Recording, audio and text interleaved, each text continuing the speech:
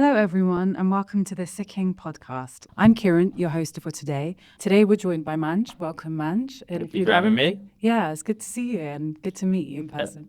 If you'd like to introduce yourself, and then we'll get stuck in. Yeah, so my name is Manj. I've been a dating coach for the last 7 years. Also work as a matchmaker. I've been working with clients for the last, as I said, 7 years in 23 countries on how to basically find your life partner, how to go from any dating disappointment, repeating patterns, and navigate this really chaotic world of modern dating that's just so different to what our parents grew up in. Correct, yeah. And I think I'd like to start by just talking about how you got to dating coaching. So a bit of your background and that journey, if you could share that with us. Yeah, absolutely. So I actually started as in banking. Wow. So I joined the graduate scheme at a company called JP Morgan. I was working in tech for a number of years and then eventually moved into front office. I think throughout that whole time, I always knew that I wanted to do something more people orientated. I wanted to help people create change, or something I was very passionate about. So 5 years into my career, I took a sabbatical, did my coaching qualifications, and spent some time actually building up a coaching business. Okay. I wrote a number of articles about dating and relationships based on my own experiences of my friends, and I added my own little twist with psychology and neuroscience, and it was very popular, fortunately. I got kind of lucky. Some of those articles blew up. And from that, organically, I just got more and more inquiries until I actually said, right, I'm going full time with this. Around about COVID, when everyone was losing the plot, thinking, what do we do with our lives, right? Yeah. So that's the short of how I got to it. It's just something I'm very passionate about. And can I ask, you said you went from JB Morgan to dating coaching. How did you find that transition? Because that's a completely different environment, right? Yeah, it's a very different environment. And but one thing, when you work in corporate, you learn a lot about people, what drives them, how to deal with different characters. And I think the irony of it is working in, and we'll probably talk about this later, but working in corporate, you meet the characters, very successful in their career, very driven, ambitious, who want to meet their life partner, and they're just thinking, how do I navigate this? What's the way for me to do it? What are the things that are getting in their own way? How do they self-sabotage? So it actually prepared me really well, in a way, surprisingly, I think. That's going to be one of the topics we explore, right? Like corporate life and then balancing dating, especially in this modern world. But if I can just talk about the articles and the neuroscience angle, because I think that's quite interesting. You said that you brought in some psychology and that resonated. Yeah, I think a lot of the stuff that you read online is very cliche. And not all cliches, but sometimes they're cliches for a reason. They actually do have a lot of value. My angle was to talk more around some of the lesser known psychology and neuroscience. One of the biggest things that I learned about was dopamine and how dopamine affects modern dating. We just live in such a different society to even 15 years ago. Totally about instant gratification. Correct. And what we know about dopamine is it responds. Dopamine is a hormone that makes you feel really good, right? Makes you actually do the work in response to get a reward, And dating is a game of dopamine. And what we find is it responds very well to uncertainty and anticipation.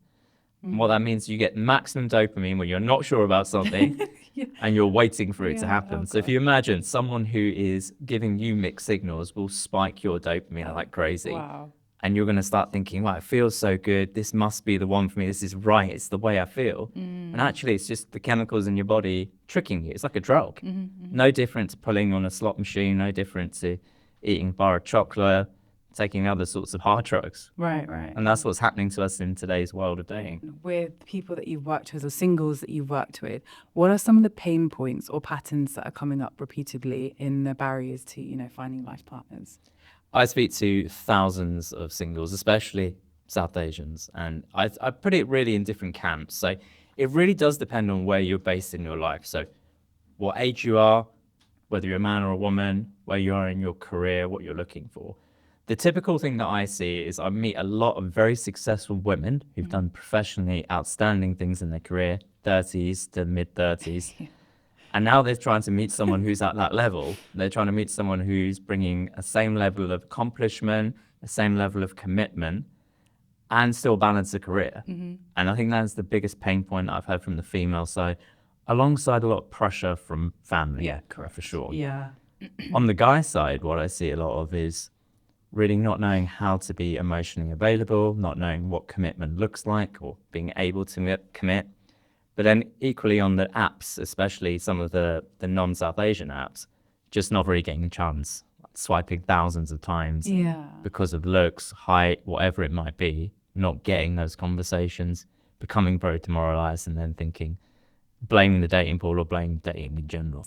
Yeah, and it's more around, the pressures we face, and we're going to go into that as well. So that's a good point that you raised, right, on career and managing that and balancing finding your partner, especially if you're doing the same thing every day and you're not meeting new people.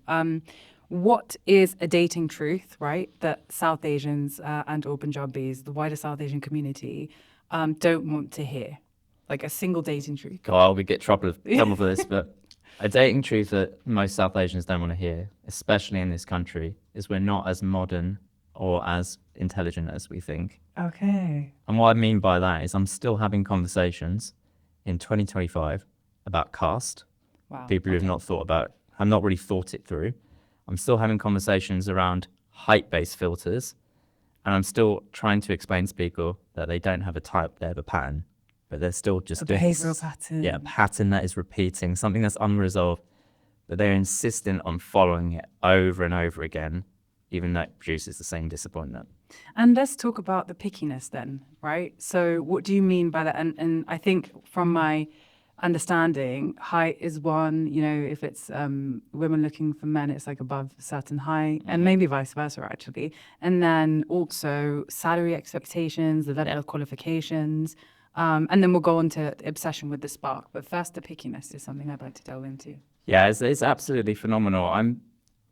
I can understand if you're a taller lady yourself, for example, and you're 5'8", 5'9", 5'10", you might want someone 6 foot. Totally reasonable. I speak to women who are 5'3", 5'4", insistent 6 foot and above. And I think that's, everyone's got a right to a preference. Where I have an issue with it is if I've spoken to someone recently, 50 years old, never been in a relationship, adamant that she will only date guys that are 6 foot. Now, you take a filter, or first of all, you're talking about South Asian, then you move it down to your age group, perhaps your area, perhaps you're looking at a job, salary, and then you go down to height. You just dwindled the capacity before you know anything about the person. You haven't had a conversation with them. You don't know if it's a good fit, whether it be a great relationship or not. So I'm yet to meet someone who's been in a happy relationship for a long period of time, and they said, the thing that I love most about them is their height, or just looking up to them every morning. It's absolutely ridiculous, the things that we put as filters that make no meaning to the actual success of a relationship over time. Yeah. And is that the same with salary expectations and qualifications? Are we seeing there's, I think I've seen, and this is more from my experience, I've seen some things with salary expectations, but I actually think have been reasonable, where it's within. They're not saying I want them to be stupidly high earner. I want them to be closer to me. That's actually the most feedback I get, especially from the female side. I'm not saying he has to be on multiple six figures, but just near enough where I am. Qualifications has come up. I've had people ask me about master's degrees. Yeah. And here's a big one. They must be university educated. And I can understand why someone would think that. But my experience in banking is some of the smartest people I ever met never went to uni. So It really is a case-by-case thing. And I know it can be a proxy, but especially now, the university degree is a piece of paper, costs 50 grand. Doesn't guarantee anything in terms of your intelligence, how you be in a relationship, what kind of parent you're going to be, any of that. You have to meet people and find out. And when we talk about the people that you've worked with, the singles that you've worked with, what are some of the pressures that they're facing within the context of dating? I think, unfortunately, the biggest pressure I see is on the female side with parental pressure to get married, especially once they turn 30. I honestly spoken to women who've turned 25 and think the boat is gone for them. Wow, I've gone 25 and I need to get married now, otherwise it's too late. There is just a real obsession and pressure comes from different generations around you must do this by then. And sometimes even saying you must do it by then because I can't be happy until you do. I've actually heard the words from clients' parents where it's, I can't die in peace until you're married. And that's the cultural part, right? The Yeah. cultural pressure that gets added to that. What advice would you give them? In terms of how to handle that.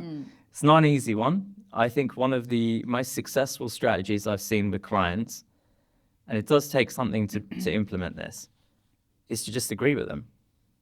Okay. Don't get in a fight. Just be like, you're right, you can't. And just see what happens. I did this with a couple of clients recently, and they were very surprised at sort of the tension diffusing, because there's nowhere to go from that if you just let someone say what. If you start into an argument and you start wearing that, is a very difficult place to be. Sometimes you just accept it. You can't change their minds. Yeah. They're in a very different space to you. You can only focus on what you can control. And would you say that our community is obsessed with getting married? Yeah, 100%. From what I've seen in the conversations, and when I say our community, it's not necessarily our, of a certain age group, like 30s, 40s. It's definitely the pressure from families and the wider community. Every time we go to an event, if there's a single person there, there's an auntie or uncle going up to them, like, be your turn next, or... The conversation that comes up. Yeah. Yeah. Which is, I think it's something that you can't control it again. It's going to happen. But when you start getting in debates with them is the problem. Sometimes you just agree, my turn will be next month. Just have fun with it. Yeah. You start playing games, making a joke out of it. Otherwise, you start to really wear it personally, I think. And on that note, what advice would you give to the kind of last single person left in the friendship group asking for a friend? The last single person left. I think one of the best reframes that I have is you only need to win once in dating, right? Your life can change in an instant. I've got so many friends they were the last friend in the circle, right? One of my best friends especially. And it feels like loss after loss until one day you meet that person and your life has just changed forever, right? You have that conversation, the next day, another conversation. A year later, you're married. A year after that, maybe something else. And you forget about all the losses. It's not a game of you win 2-0, it's you win with that one win. And it's just remembering it can change at any second. As long as you are putting the effort in, as long as you're doing everything you can within your control and not obsessing everything outside of your control. That's a good point on the obsession of things outside of your control. And you mentioned it's that one win, right? Do you think that people are going on like the first date, seeing that there's not a spark, and then immediately there's no point going on a second date? And how do you navigate that? 100%. I can tell you off the top of my head, 5 clients that I've had that got married recently by doing the opposite of what they normally do. So they would go on a date, feel this spark or not feel it, and then carry on using that. When we start focusing on, is there alignment here? Is there something about this person that really does tick my boxes? Do I feel safe? Do they feel certain? Are they consistent? And then going and giving it 2, 3, 4 dates. It's a very different experience to just ruling them out. If you rule someone out on the first date based on spark, you're basically saying, I know everything about you within this short interaction. And thus they should know everything about you. And if you think of it from that angle, you're like, you don't know anything about me. You've just met me when you're making this decision. And that's exactly what you're doing based on this idea of spark. And spark is, again, dopamine. It's literally, you will feel spark with the most unhealthy relationships because they're ones that are familiar to you. They're ones that you know. They're ones that are unresolved from the past. It doesn't mean you won't have spark over time with someone else. It just, you need to give it a chance. So spark is buildable, is what we're saying. 100%. Spark is definitely buildable. If we think about it in terms of dopamine, you've got 2 types, right? A massive spike, you take like a drug, or you've got this long-term secretion, this delayed gratification, which it starts like that, and then it starts really escalating and compounding. And that's what lasts a long time. That's what feels amazing. That's built through shared experiences over time. It's the kind of thing that you can't just take away from someone not messaging you. No, it's something that is really powerful and stays with you. And we spoke a bit about caste and parental influence and expectation. Can you just walk us through what that looks like in the context of we're now in 2025 and we're still seeing this? My issue with people filtering on caste is that it's something they can't control. And it's in our culture, especially in the Sikh culture, it's not something that's ever really been validated in the teachings of the religion. And so you're taking two parts of it. It's not really part of who we are as a people. And then you're saying, here's something that's out of your control. Nothing you can do about this, but I'm going to make a decision and say, you're not worth my time in 2025 because of that. And the number of relationships that aren't being had because of ruling out on caste is just insane. It's not fair. And ultimately, it's not just them who lose out, it's you who's going to lose out over time. Yeah. The validation piece that's not validated in Sikhi is so interesting. I think it becomes more of a cultural piece. Yeah. And how much do you see it's coming from the person looking to find a life partner versus parental kind of influence, or is it mixed? Yeah, very interesting question. I think in the South Asian culture, so much of how we date is around approval of what other people think of the partner when we bring them home. And I understand the need to want someone who's going to fit in with your family. That's definitely important. But when it comes to the casting, it's very often something that's a legacy. It's a fear that hasn't been tested.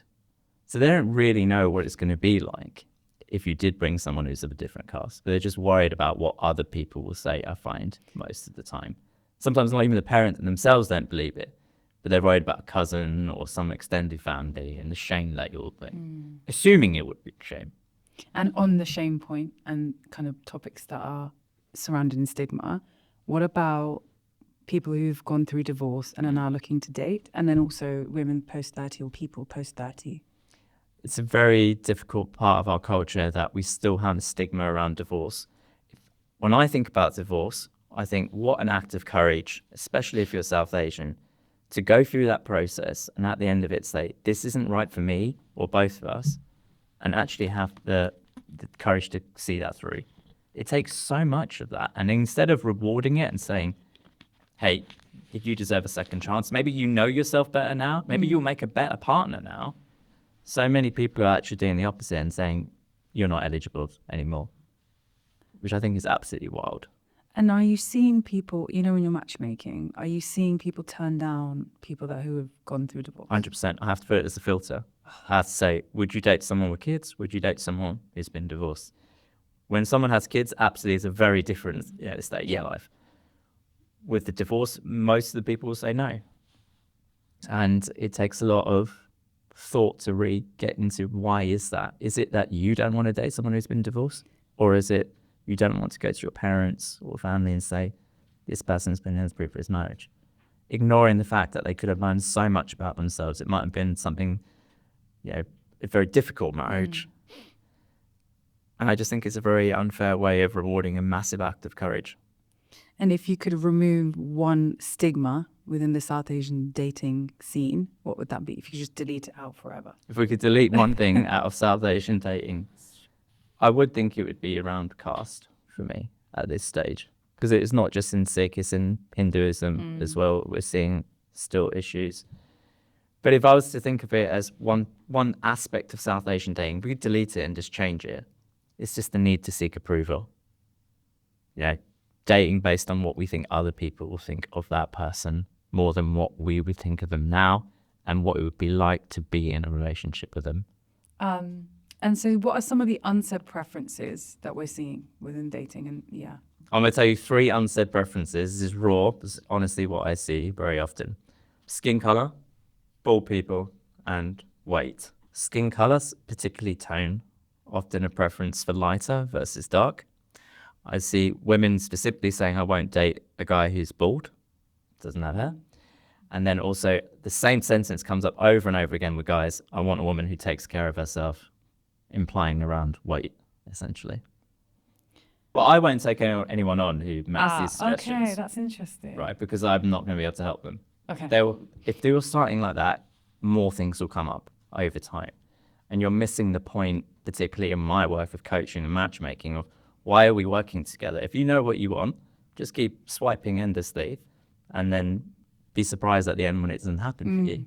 But if you really want to change your dating life and have different outcomes, you really have to look at what stories you bring to the table. What's the mindset and beliefs you have that actually don't pertain to having a long-term relationship or getting married and having a happy marriage, versus that initial making you feel good, that initial spike of dopamine, and having someone say to you, well, what an amazing partner you have. They're so attractive. I mean, the things that really are valuable in a relationship, you can't always explain them to somebody else. You feel them, you live them day in and day out with that person. And when you rely on these filters, you're going to miss out on the things that actually matter in a healthy long-term relationship. Deep connection. Deep connection, assuming that's what you want. Now, if you do just want to, have fun, do whatever based on whatever superficial things, that's totally fine as well. I have no issue with that. But when someone comes to me and says, I want to find my life partner, and then they proceed to use filters based on something totally irrelevant, what can you do? Are you seeing any specific preferences within the Sikh community? The most interesting thing that I see is women wanting to meet a Sikh partner who is spiritually aligned culturally, but not very religious, and very often doesn't wear a turban. So they'll be asking me for a Sikh guy who does not wear a turban. And is that specified? Specified up front. And how do you navigate that? I have to have an honest conversation about that. But what does it mean to be Sikh then?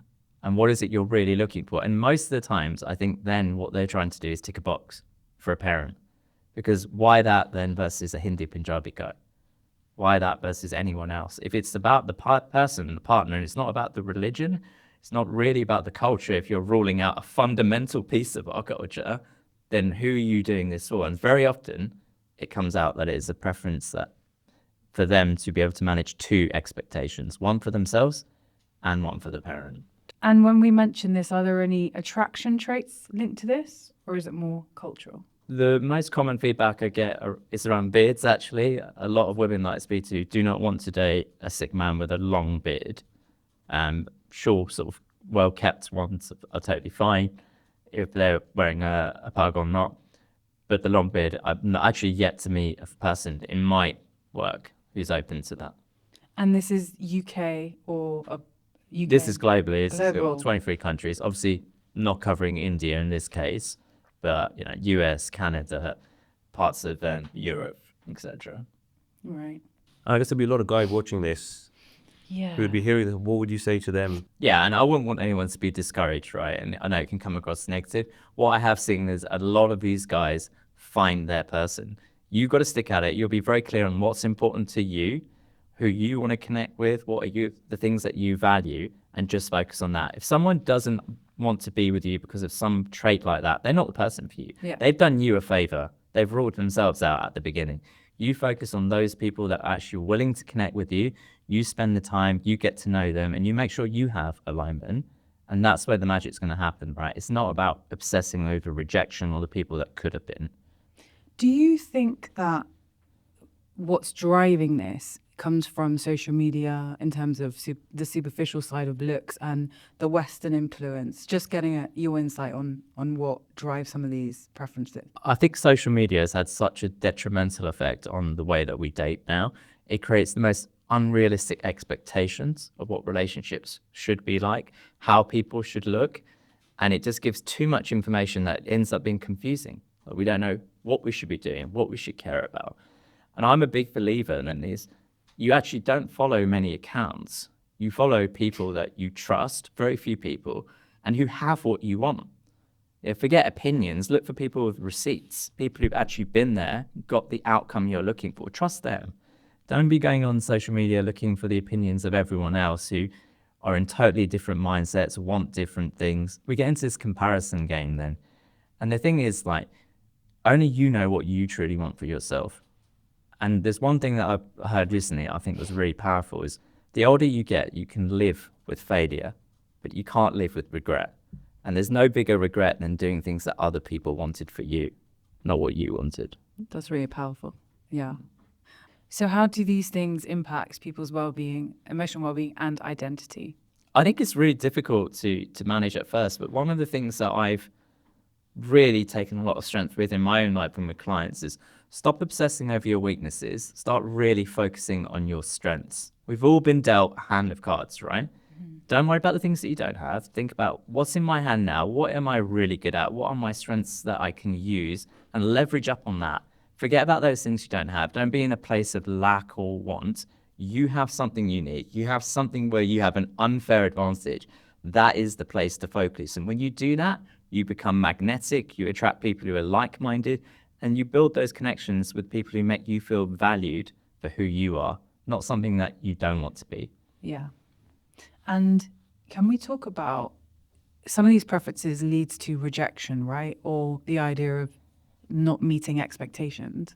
How do you navigate people who are dealing with rejection and heartbreak? What are you seeing that comes up? I'm a huge believer that heartbreak is the greatest opportunity for transformation. At the end of the day, it didn't work out. The outcome is the closure. Your job is to find some sort of gold, some sort of opportunity to learn from it and move forward. You cannot avoid rejection in this life unless you stop doing anything, right? You are not going to find the person by not putting yourself out there. You're not going to get to the job or career that you want to by not giving yourself that chance. You are always open to rejection when you're doing something meaningful or trying to achieve anything valuable in your life. The key is not to see it as rejection. You see it as redirection. You see it as learning. It's feedback, not failure. And on the idea of settling down, do you think that, or rather, what's the real difference between settling down and settling for someone? Because people can confuse the two. I always get asked about, I don't want to settle. My question back is always, what does it mean to not settle? How will you know you haven't settled for someone? Tell me, when you get in this relationship, what's the indicator to you that you have not settled? And nobody can answer that question. I think people link it to those filters that you mentioned. Yeah. I.e., well, if he's not 6 foot, then I'm settling. Yeah. Right? And that I don't agree with that. But I think it links back to that, and they're the superficial things that don't. Yeah, exactly. And so then you have settled based on those filters, but have you settled on the actual outcome of a long-term happy relationship? No, not necessarily. So you have to be really clear on, what am I truly trying to achieve here? If you're truly trying to meet a life partner where you're deeply connected, you share experiences, you do life with them, those filters have very little influence over that. Yeah. And you haven't settled for anything until you've actually been through the relationship and you know very clearly what that is or isn't for you. And do you think that South Asians have this tunnel vision on finding the perfect partner versus? Yeah, I can tell you this. I have been on a Bollywood deep dive. Really? I grew up as I didn't watch any Bollywood. Now I am watching one a week with my wife and a couple of friends, and I am not surprised we're in the situation that we are in. It is unbelievable things that I see in those movies around the instant love that happens as soon as they lock eyes. Even the interactions between the protagonists, it can also be quite forceful and almost a little bit aggressive. I didn't know Shah Rukh Khan was like that in these movies. So I think media and especially cinema has played a massive influence in the expectations of what love is. Yeah. Yeah, and when we go into more Western kind of thoughts around this, there's a really good idea that love is a verb. It's something that's over time. It's not something that you just see and feel immediately. It's something that is through shared experience, efforts for one another, that ebbs and flows. And I think that's a much healthier way to think about it. And do you think, with regards to some of the neuroscience aspects that you mentioned, do you think there's a level of kind of what you've gone through in your upbringing that dictates some of these behaviors when dating? 100%. We are a society that is really focused on conditional love. We have learned that in order to receive affection or receive love, you must do something in most households. And what that trains is this interaction where someone could be perfect for you. They could be giving you everything you want, be really safe, secure, healthy. And because you haven't earned it, you haven't done anything to win them over, you haven't overcome any mixed signals, you're not convinced them. You're just like, it doesn't feel right to me. It's not giving me that spark and that intensity that I'm looking for. And in reality, what we know through attachment theory is that healthy, secure individuals don't think like that. They believe they are whole and complete without any earning or having to achieve anything. And I think the most interesting thing I found for my personal life is I did not realize how much I was trying to prove myself in every area of life. And I could never just accept a compliment. I never could just accept a promotion. I'm always looking for more, more, more. It's because I didn't get a lot as a kid. And I'm not, let's be clear, no blame on parents. They didn't know any better, right? But we do now. And it's our responsibility as this generation to change that. I've got a daughter now. There's no way I'm going to treat her in that way and tell her you need to be doing things and achieving to be worthy of anything. That reward system. Yeah, right? it's a reward system. It's always about chasing, essentially. Yeah. You know? Chasing to be good enough. And then once you do get there, it's never enough anyway. Yeah. And we'll touch on that with kind of high achievers in careers. One thing I wanted to ask was on compromise. Are you seeing that people don't compromise enough, that they have these hard, no, I'm done now, where you've got so many more options now with social media and, apps and things? There's no denying there's an illusion of choice. I think the biggest thing people need to learn is that whoever you are with, there will be challenges, there'll be ups and downs, and you're going to have to compromise on something, somewhere, because that's what marriage is. Yeah. And it's very clear in your own mind is what are the things that I can compromise on and what can I absolutely not? Maximum 3 things. Usually we can think of it in terms of values. What are the things that are most important in the life I want to live? And that's what I wanted to touch on. So you had these conversations with singles that you're working with to focus on the values rather than the preferences and what those values are. I think most people date like they're going to go on a weekend retreat instead of spending 10, 20, 30, 40, 50 years with a person. Yeah. If you think about, I need to wake up next to them every day for 50 years. I'm going to spend my weekends, my free time. I work 9 to 5. I get a couple of hours at the end of the day, get my 2 days at the weekend. I'm going to spend it with this person. If you're not aligned on the kind of life you want to live, if you don't have things that you enjoy doing together, then doesn't matter how tall they are, doesn't matter how good looking they are, you'll get used to that as well. You'll always be in a place of wanting true connection. I think we have this fear of really getting intimate with people because we're scared that when they see us, they'll reject us. Vulnerability. And that's another thing we've learned through our culture. We don't show vulnerability. We don't talk about mental health. We don't really say how we feel. And so for many of the men, especially, what that leads to is you dive into your work, you disassociate, you become avoidant, you act like you have no emotions, you act like you're really strong and independent. And deep down, it's the total opposite of that. And do you think, are we actually really busy or are we just distracted? I think that people are very keen to say how busy they are with something that they really hate often in terms of their career. And it's an excuse for really putting the time in, and ultimately is a way of avoiding rejection. It's sophisticated procrastination. And most people, I think, have a fear of failure, and that's the thing that holds them back the most in dating. It's this idea that if I really put my effort in, if I go and meet people, I give it 2-3 days and they see the real me, then it still won't be enough. So are we genuinely too busy to date, or are we just emotionally unavailable and hiding behind our calendars? I think most people are more emotionally unavailable than they realize. And I think a lot of the high standards that people say they have are actually just walls to protect themselves from people getting in.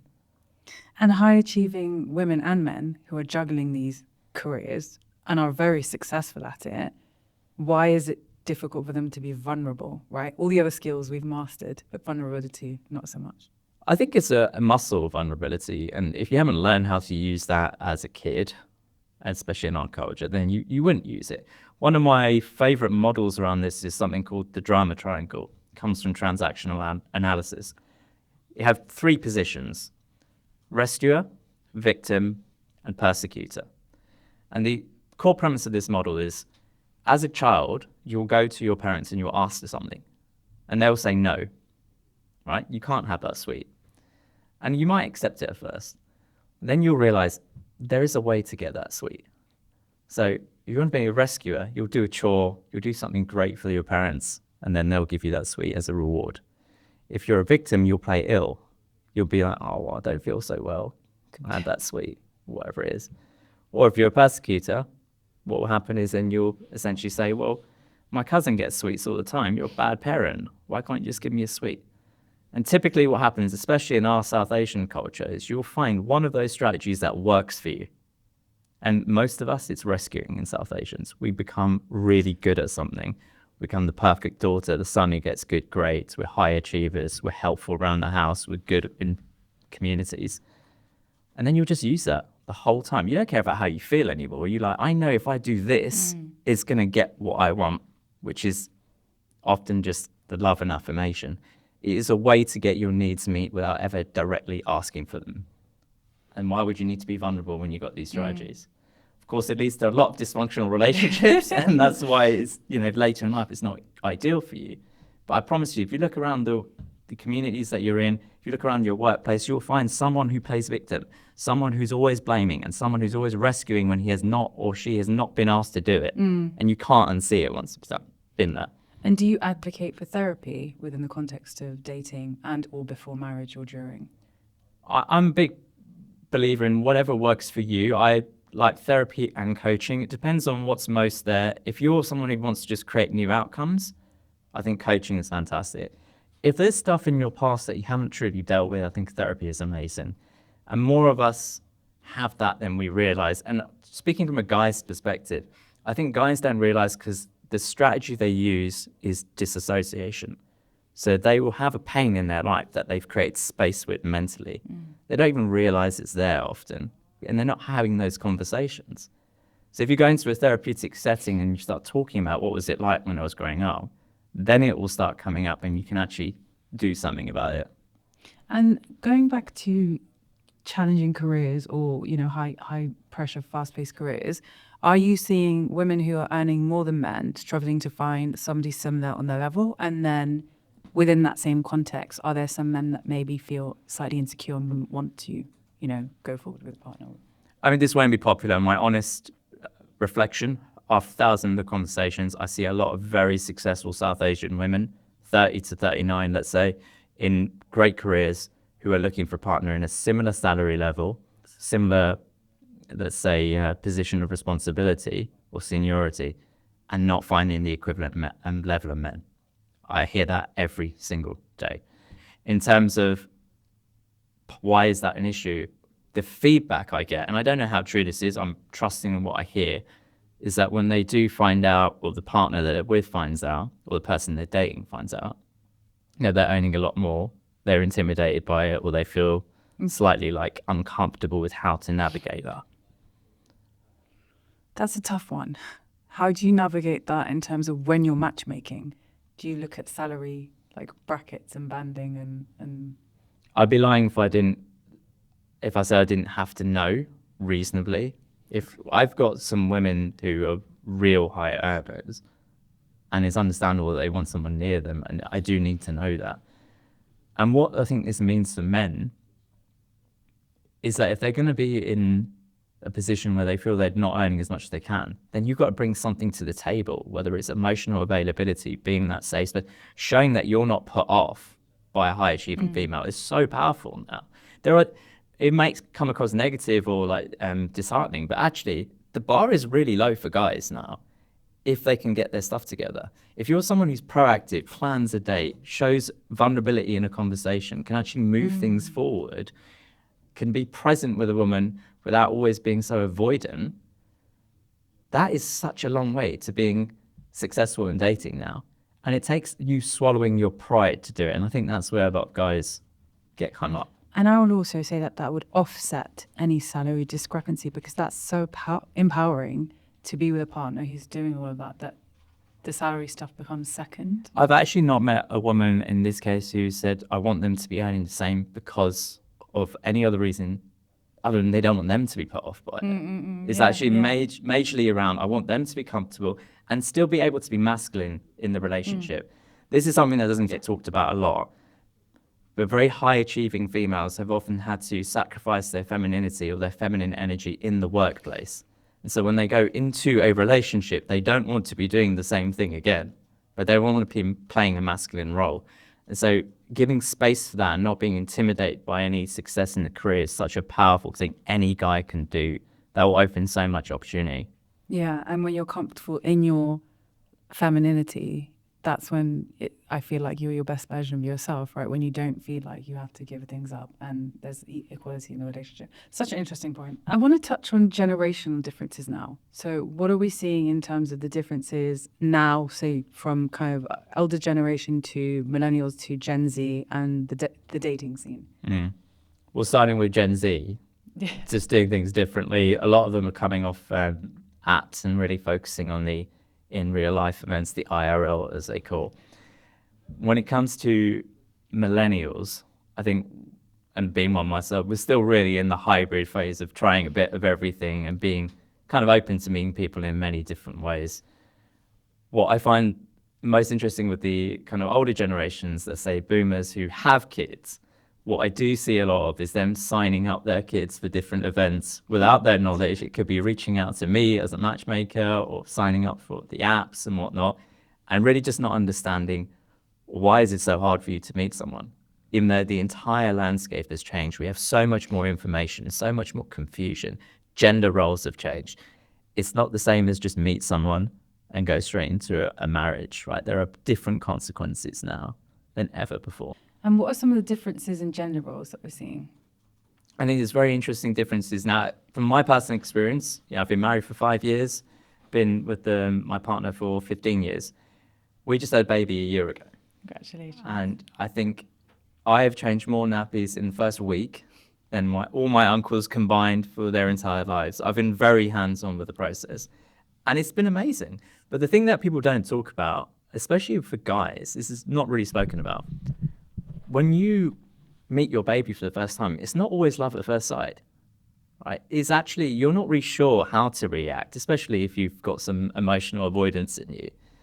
You haven't carried baby.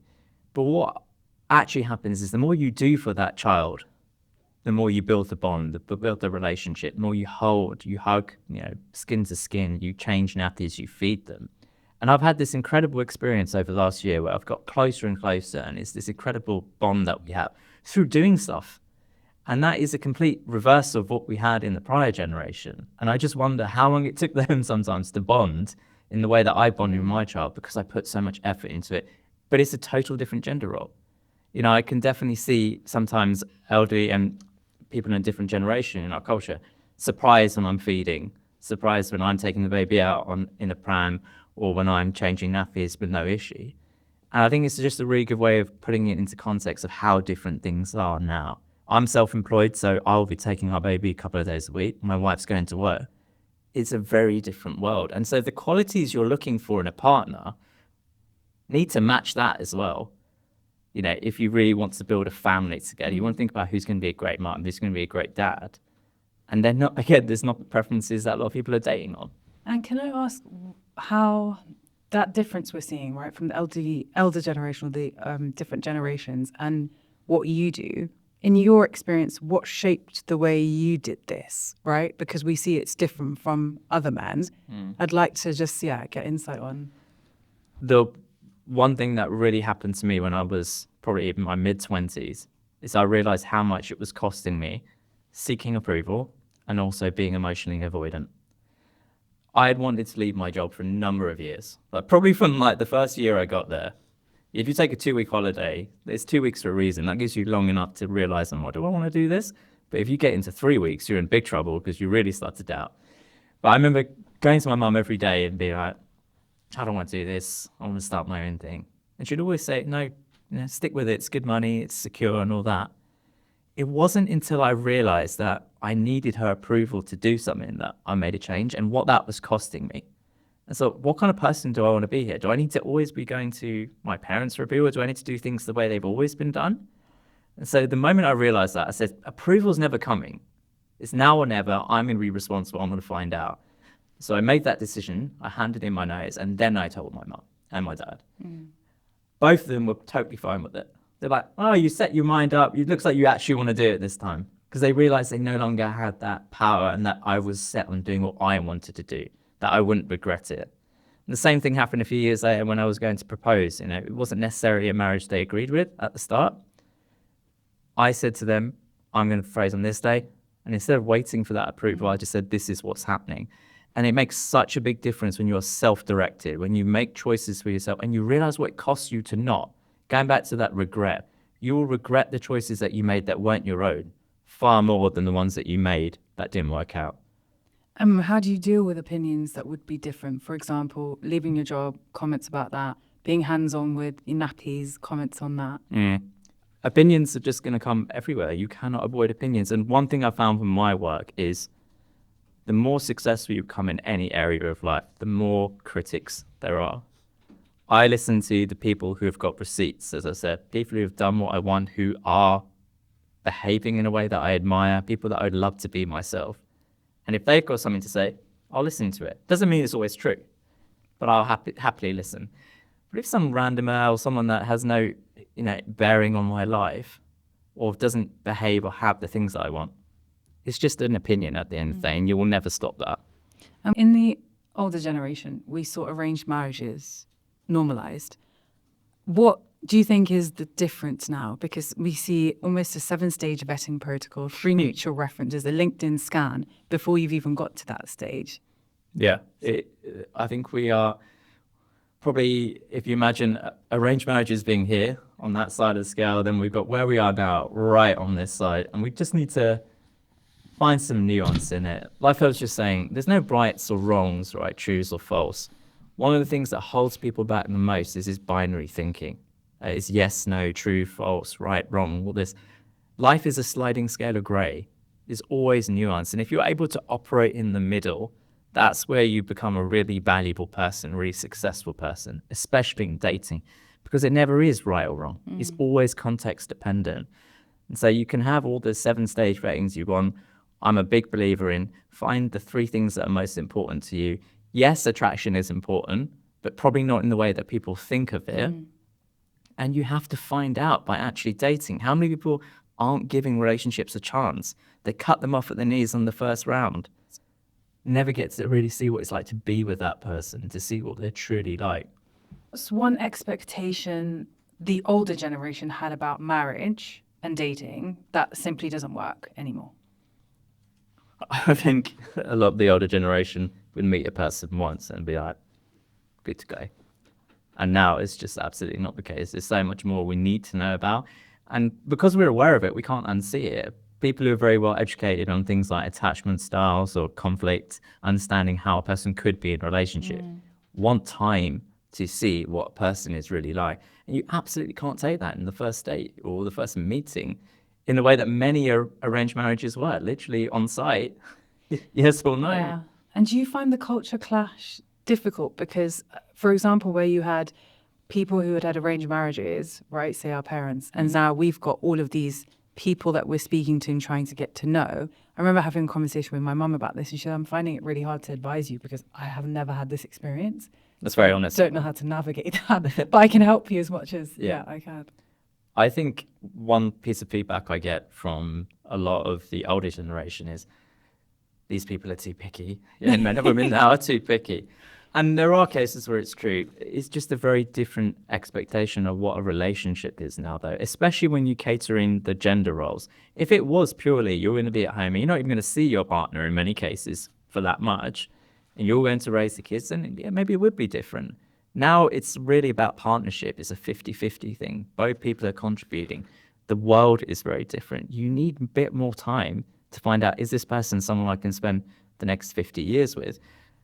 Otherwise, you're going to end up in a divorce. And divorce rates are rising. And this is another thing that your parents don't want for you. They don't want you to be in a divorce. So you can take a little bit longer to make sure it's the right person and avoid that. Hopefully, we can get some of the perspectives aligned there. And how do you navigate people who say, well, my elderly grandparent is saying that this is something they want to see happen soon, right? And then you're dealing with pressure on that side. There is no easy way to do that. There's no easy way to deal with a parent saying, I can't die until you got married, or a grandparent saying, I haven't got long left. And it's only about remembering that you can only focus on yourself and what you can control. I have something I call the dating equation. It's very simple. It's A times B. A is things that are in your control. That's your mindset. Are you putting yourself out there? Do you know your patterns? Are you clear on what you want? Those sorts of things. B is everything out of your control. That's like the dating pool, what other people are saying, algorithms, all this sort of stuff, right? You take care of A, take care of everything in your control. B will align when it's right, and it will create your own luck. Most people spend their time on B, worrying about that, worrying about everything that's out of their control. What's my mum saying? All men are like this, all women are like that. There's nothing you can do about that. Focus on A and the results will come. It's process orientation versus outcome orientation, essentially. And going back to pickiness and attraction, do we think attraction is something that can grow, or is it simply black and white? Oh, it's a great question. Attraction absolutely can grow over time. I've experienced it. I know countless clients have. It's whether you're willing to allow that to happen, right? Yeah. Attraction is a sliding scale. It is absolutely not black and white. It doesn't mean you can't immediately feel attracted. Obviously, you can immediately feel attracted to someone. But can there be a person who you don't feel it quite at the start, but you meet them a few times and see something different, and then it changes? 100%. All the time that happens. I like to think of it as this kind of a test. If after 3 to 4 dates, you're not seeing them become more vulnerable, you're not seeing your conversations change, you're not seeing a different side to them and starting to feel some connection with them, then yeah, you can say, all right, maybe there's nothing there. But on date 1, you cannot be sure of that. There's so many different things that influence how we are attracted to someone. Someone cannot be as physically attractive as you like, but then when you are actually in a great conversation with them, if there's any physical touch, things can change very, very fast. And it's your openness to receiving that. What typically happens on the other side, though, is people have this idea of a type. I want someone with certain hair, certain type of beard, or certain type of look, whatever it might be.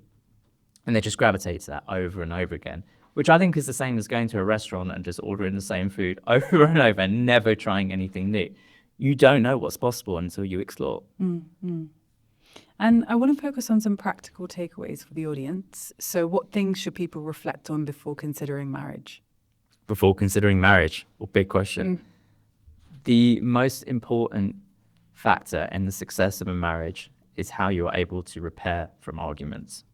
You will have arguments, undeniable, especially if you have a child. It's very stressful times, but the ability to manage conflict is so important. So when we talk about green flags you want to see in a man or a woman, I really think is how do they handle disappointment? How do they handle disagreement? Or how do they handle something that doesn't go their way? That tells you a lot about their character. Are they someone that jumps straight to blame, playing victim, as I was saying earlier? Or are they able to regulate, to be calm, and to have adult conversations? And what's your advice regarding conflict resolution? Always get into a state of calm first. You don't have conversations when you're both emotionally activated. And then you return to have that conversation with a clear outcome of making sure each person is heard and that you come to a resolution. Simpler way to think of it is you don't go to bed angry as well, but you always make sure you calm yourselves before you have a conversation. Otherwise, it's a tennis match and you're both trying to score a point and no one's counting score except for you in your own head. There's no winners there. Tit for tat and arguments. What kind of things would you suggest the audience focus on when you're thinking about marriage, right? So like faith, finances, children, conflict resolution styles. Some of those. I'm a big believer that you really want to focus on the kind of life you want to live together. So understanding, obviously, a simpler way of thinking of it actually is what would you imagine is your perfect weekend or your perfect average day? Just understanding how you would like to spend your time will give you a clear indication of whether you are compatible or not. Religion and faith is very important at the outset. You should be able to tell that pretty quickly. If you're very religious, you'll know if the person is aligned or there's going to be conflict there. But it is really about spending time. The other thing that doesn't get spoken about a lot is you marry into a family. And there's no running away from that. So you do want to be sure that it's not so much that your family is compatible, but that you are able to be amicable with the family or enjoy the time that you spend with them, if you're a family-orientated person.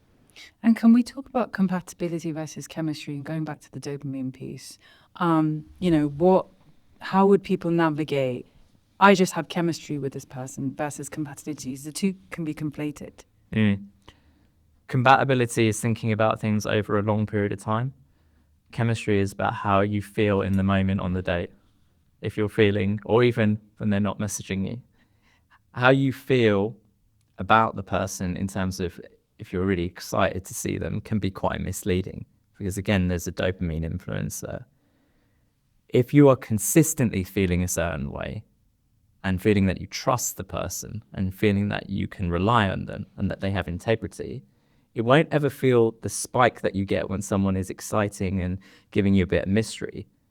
That is absolutely a sign of compatibility in a healthy relationship.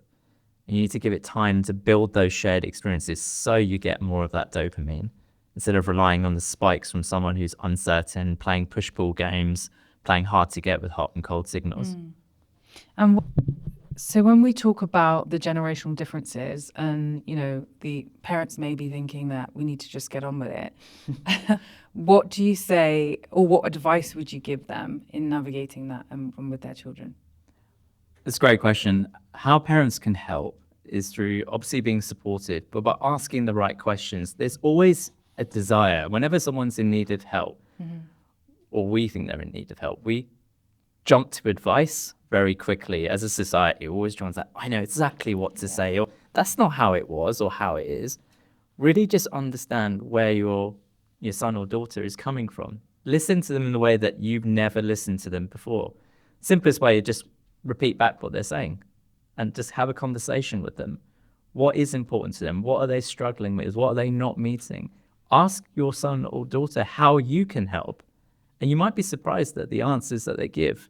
And the relationship will also deepen in a way that I think will surprise a lot of parents. They just don't jump to advice. They don't say how it was when they were dating or getting married, and just truly be present with their children for a moment. See, what is it really like? Help me understand. And what is one thing that single people who haven't had any luck need to hear? You only need to win once in dating, right, for it to matter.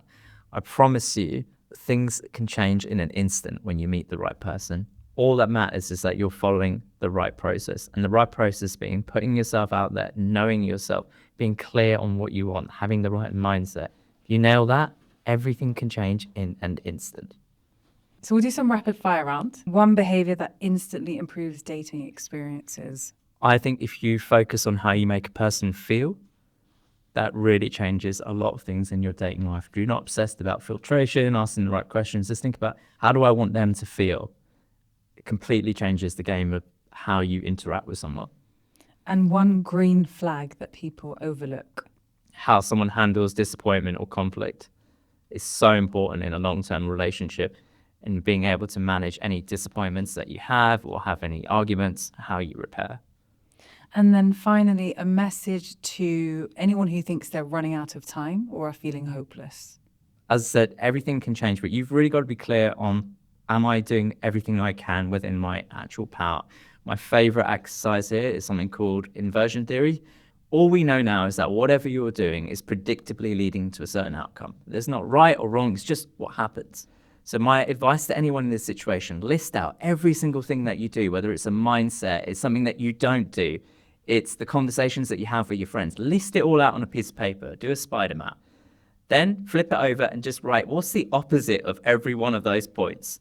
And if I actually just tried that for a month, what happens? What do you have to lose? I guarantee you'll see some sort of change. And as you see that change, you'll get motivation, new people will come into your life, new changes will happen. And that will be what you need to just get that little energy in your dating life. Not my type are the 3 words that keep people single. These 3 words keep people single more than anything. Not my type. I see it every single day. And what I find interesting is many people's type hasn't produced a functioning relationship since the last iPhone 4, I would say. It's definitely what people are comfortable with. It's familiarity, it's safety. Your type is something that you recognize immediately. And because of that, your survival brain is, yeah, let's go there. We know this. We know how this ends. And because we know how this ends, there's no risk to us. Whereas when you see someone slightly different, it's like we don't know what's going to happen there. And so we talk ourselves out, we back rationalize and we say, this is not for us. But you have no idea what's for you or not. You don't have the experience yet. And until you give those chances, you cannot be sure whether someone is your type or not. You're just limiting yourself. And do you see people talking about type within the context of, for example, toxic masculinity? Like, I don't want somebody with XYZ. Is that something that comes up? XYZ brain.